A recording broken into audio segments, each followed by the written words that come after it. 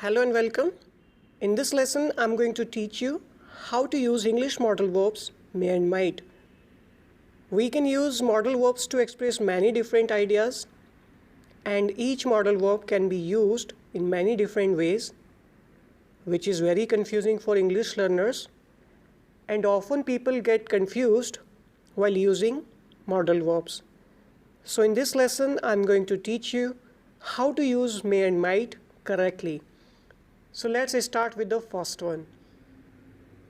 If we talk about may, we use it to wish and curse, and it is also used for giving and taking permission in a polite way, in a formal way.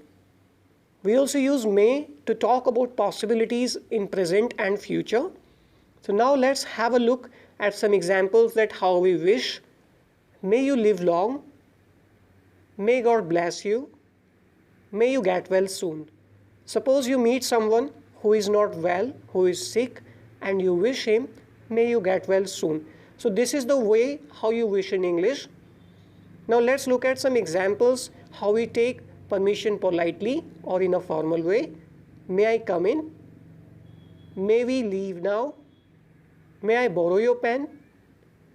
May I ask you a question? So this is the way to take permission in a formal way. We can also use may to give permission in a formal way. For example, you may go now. You may not go. Now let's talk about the second use of may and might for possibility. Roughly they are same, they are interchangeable. But if you really want to understand the exact difference between these two modal verbs, then we use may for strong possibility. It means if you are using may, then you think that there are more chances that something will happen. If you use might, then you think that there is least possibility or there are less chances that something will happen. For example, he may win. It may rain today. So in both the examples, the speaker thinks that there is a strong chance or there is more possibility. Now let's look at next example with might. He might win. So in this sentence, the speaker thinks that there is less possibility or there is low possibility.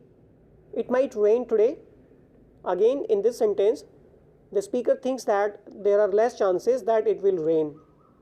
Now let's look at next example. It might happen again. I may start a business soon. I may buy a new mobile next month. Now let's look at next examples. I may get late today. It means I think that there are chances that I will get late today. He might be waiting for us. In this sentence, you can notice that we have used verb plus ing. It means we can also talk about possibility in continuous situations. Next example, we might miss the train today. He might be at home on Sunday. In last example, we haven't used any verb, so we can talk about facts and situations without using any verb. Now let's look at next examples. They might not be ready. In this sentence, I think that there are chances that they are not ready. She might not come today. I may not have dinner tonight. He might not recognize you. He might not be sleeping now. Now let's talk about past possibilities. So when we talk about past possibilities, we use may have, might have plus verb third form. It means we have to use past participle with may have and might have.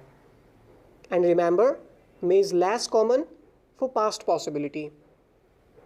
Now let's look at some examples.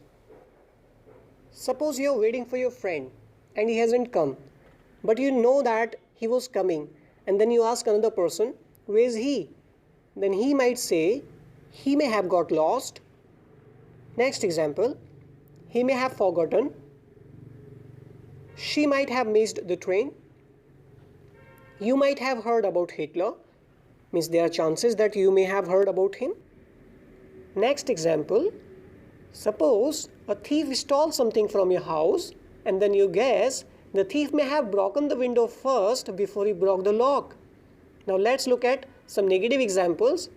He might not have heard about you. They might not have prepared well. She might not have taken the medicine. Sometimes you send a message to your friend and then he doesn't respond. Then what you think about him? You think he may not have seen the message yet. So that's all from this exercise. Hopefully you find this exercise useful.